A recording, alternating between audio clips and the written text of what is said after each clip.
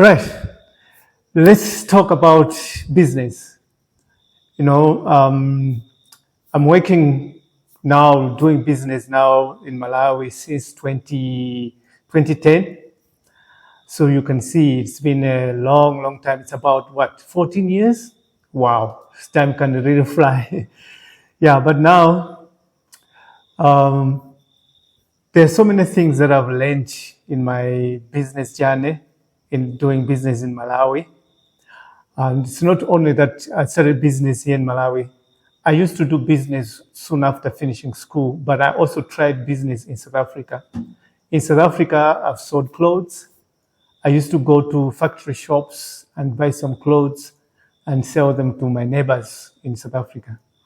But I also quit my job to start a business. I had a small truck that I bought and refurbished and try to do business with it, trying to transport stuff for people from South Africa to Malawi, from Cape Town to Malawi, and from Malawi to Cape Town. It didn't go well. I lost a lot of money, and I had to quit my job to start this business. Lost lots of money. But there was a lot of lessons that I learned. I learned that I had a great idea, but the idea was targeting the wrong customers because I did not do my homework to understand what are the needs of my customers. Is my service going to be in demand? Do they really need it? I just started a business because I felt, I saw myself when I used to transport my stuff from Malawi to go and sell in South Africa. And when I buy my stuff there, transport them from South Africa, Cape Town to Malawi, it was a big hassle at that time. So I felt like if I can bring up this solution, many of my customers, my would-be customers would love to get that kind of service. Unfortunately, the people didn't mind to buy their stuff, transport it in a truck, spend like a week on the way from here to South Africa, Johannesburg, hike, get another transporter to transport their things to Cape Town. It would take them like 3 weeks to transport their things. But with me, I would take their stuff, load it in the van, and then what they need to do themselves is just to get in a bus and we meet in Cape Town. So I was the one going through all the hassles, dealing with all the challenges on the road, borders, until I get to Cape Town. But unfortunately, my customers did not understand the hassle that I was going through. They did not understand the opportunity they had for somebody to be transporting their things. So, yeah. And my customers were fellow Malawians. Can you believe it? So the business failed. I ended up selling the truck and went back to employment. But I never gave up. I still wanted to start business until I started coming up with ideas of saying, what if I can think of another business? What business can I do? After I have learned from this experience, what else can I do? So I started doing my homework. I said, okay, lucky enough, I got a job with Distel as a sales rep. And when I started my work, my boss told me, Ted, I took a risk to take you, but I know you will not disappoint me. The only advice I can give you is just treat your area as your own business. So I felt like, okay, this is an opportunity. It's something like, it's like God is saying to me, you tried your business, you failed. I want you to learn how to run a business, but I'm going to do it at somebody's expense. So here we are. The company gave me an area to operate, and my boss told me, treat it as your own business. So the first thing that I did was to buy a laptop, and I started buying books. And these books, I was buying more especially sales books to learn how to sell.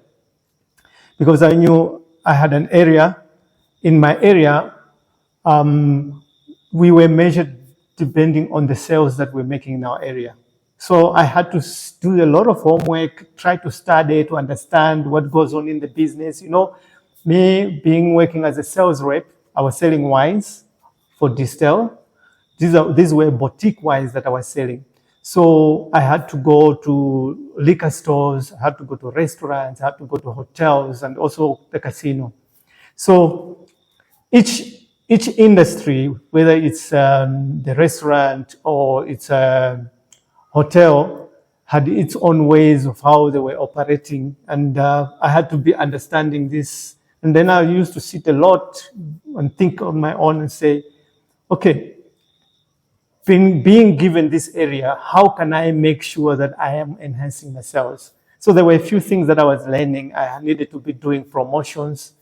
These promotions, like I would go to a restaurant and speak to the manager and say to him, I want to do a promotion. I want to come over the weekend to promote my wines. So what I would do is I would go and speak to my manager to get some merchandise. I'll get some things like aprons. I'll get wine openers, wine glasses, wine coolers, a lot of things. And then I'll go to this restaurant and I'll tell the customers in the restaurant that I'm doing a promotion. I would like them to taste the wine. So I'll go to a table and I'll tell them, okay, I've got this wine. I think because I see you eating fish, I've got a Sauvignon Blanc that will go well with your fish. Would you like to taste my Sauvignon Blanc? And they'll say, oh, of course. Then I'll take wine glasses, pour a little bit of wine in there, give them my sales pitch, tell them more information about the wine. And I tell them, if you buy this bottle, you might stand a chance to win yourself a wine opener or you're going to win an apron. So obviously they'll order a bottle and I'll go to the other table. And then at a certain time, then I'll do a raffle and then call the customers out, give them their presents, whether they want a wine opener or a wine glass or a set of knives, things like that. We used to do the same promotions in liquor stores. I'll stand at the door in a liquor store with my table, my wine, and my branding, and then let people taste my wines as they walk into the liquor store. So these are the things that I used to do. And when it comes to restaurants, I had to find a way of pushing my wine sales in the restaurant. So I used to do trainings to teach waiters sales. So what I'll do is I'll ask the manager to give me a day when I'll come to the restaurant and then I'll do sales training. So I used to teach the waiters, like sales pitch, how to establish rapport with the customer, how to, sell the wine, how to close the sale, all those kind of things that I used to teach them. And it was very, very interesting to do it. This was an opportunity for me to learn. So I was learning how to market in the business, how to sell in a business, and how to manage people. The waiters and the liquor store guys who are working in the liquor stores were like my sales team. So I teach them how to sell. I'll teach them how to set up my wines. I'll teach them how to display my merchandise, things like that. But I also did a lot of things. I used to buy a book. I made it a point that I must buy a book. Every month end, I'll buy a book. So I'll go to CNA and then I'll choose a book. So I've got a pile of books. Next time when I'm sitting here to talk, I'll put a few of my books here and I will just talk about one of the books that I bought. So this was me preparing myself to come back to Malawi and start a business. So I started buying books to learn more about sales, more about marketing. And also I had to think of an industry that I was going to go. So I went on Google to find out, what kind of business can I do in Malawi. There's one thing that I learned is that I learned from my books, from Google and YouTube that, it doesn't matter what type of a country it is, whether it's poor or rich, but people who are in property, they always do well. So I said to myself, I'm going to go into property. So I started buying property books and sales books, marketing books, learning, preparing myself for the journey to come to Malawi. Then I said, if I am going to be in property, now here I am, I've got an RDP house. Why not start learning more about the property with my house? So I went to find a guy who was an architect. He drew a plan for my house, an extension. It was going to be a double story. So yeah, I started, buying blocks, get a builder. When the builder comes, I used to ask him if it's possible that he can teach me how to mix the mortar. He would show me how to mix the mortar. I'll be giving the mortar to him so that I learn. So I was starting to learn little by little.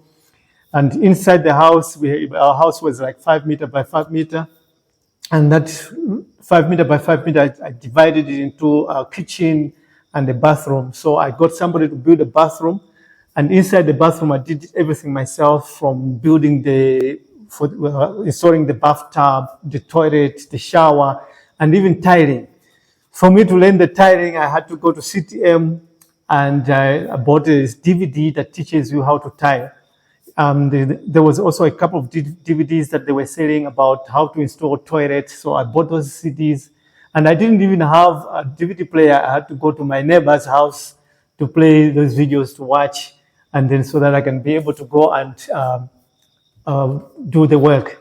So I learned plumbing online on YouTube, and I learned how to do tiling with the DVDs. I still got the DVDs with me now. I don't know where I put them, but I still got them here. So little by little, I started learning more about construction. So we extended the house, put the roofing, and then that's when we did the flat roof and stuff like that. Until when I saw that I was ready to come back home to Malawi. So I quit my job, came back to Malawi, and started a business. Why am I doing this video? I'm doing this video because what I've learned is that most of the young people who come to work with me, they go to college to study, technical college to study welding, and they do it for 3 or 4 years.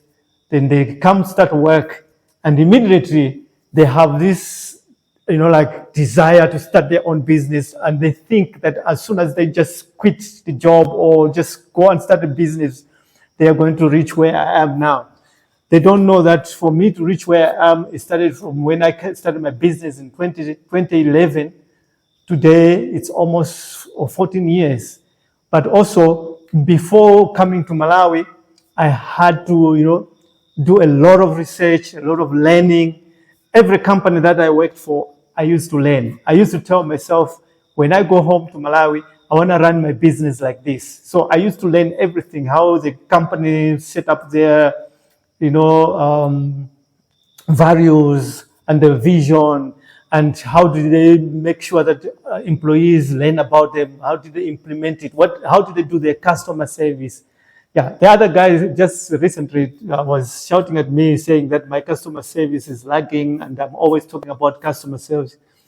And I do agree with him, because it's very tough for you to start a business here and be customer centric, very, very, very tough, because it's not going to be only you who's going to run the business. You're going to have a team. Now, to train our people, customer service is very difficult, because most of them have never experienced what customer service is. It's unlike in South Africa, when a person goes to a company and they're teaching them customer service, they have already at a certain time experienced what it feels like to be given good customer service.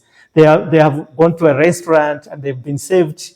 They have gone to maybe a supermarket, to places like Woolworths, to see how those people do their customer service. So once you experience how it feels when you're being given customer service, it's very easy for you to also give customer service to somebody. And many of our young people in Malawi, they've never experienced what customer service is. Sometimes they think that you are just bribing the customer or you are spoiling the customer, not knowing that customer service is very important. Everybody, whether rich or poor, want to feel good when they're spending their money. Yeah, but me, I try my best, but it's not easy. It's very tough. But anyway, we try. Today, 14 years later, I'm still in business. Many people, they come outside Malawi, come start a business. They don't even last 3 years and they're down. But me, I'm now going 14 years and still going strong. Yeah, very difficult to grow higher, but I'm still growing strong. The good thing is my business is still there. So my advice to the young people is, before you can start to think of starting your own business, first of all, acquire the right information. Learn how to sell, learn how to market, also learn how to operate your business, and learn everything about business. Then after that, you can now start thinking, okay, what kind of service am I going to give to my customer? And then once you find out what you want to do, you also learn more about that industry. Like what I did, I learned a lot about the construction industry. I remember coming here and asking somebody to do tiling for me. And they came and they looked in the room and they said, boss, this is a very difficult job. And I'm telling you, I asked him, how long can it take? He said, hey, it's not an easy job. It will take me maybe 3 or 4 days to finish this job. So I looked at him and I just said, okay, come tomorrow in the afternoon and we can discuss. The next day when he came in the afternoon, he found me full of dust. And I called him, I took him to the room. I was almost finished with that room tiling. He said, oh, so you can tile also? I said, yes, I can tile. Why were you telling me that it will take you 4 days to do this job? Then he started laughing and he said, I want to come here. Yeah, boss, you are now like, what can I say? I don't know what it means. How we say it, it's like a slang saying, boss, now look at what you have done. You've taken away my job. Yeah, but these are things that young people need to learn to be honest in business, tell the customer the truth and all those kind of things. Yeah, so I just wanted to have a chat with you, test my microphone, see if it's working properly, and tell me what you think about this video. Did you also start a business?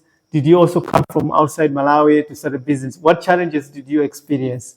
Yeah, in the next episode, I'm going to talk about how to come up with ideas of starting a business. How do you look at the challenges that we face in Malawi and then you be the solution to those challenges? How can you be the solution to the challenges that we face in Malawi and capitalize on that and also make money out of it?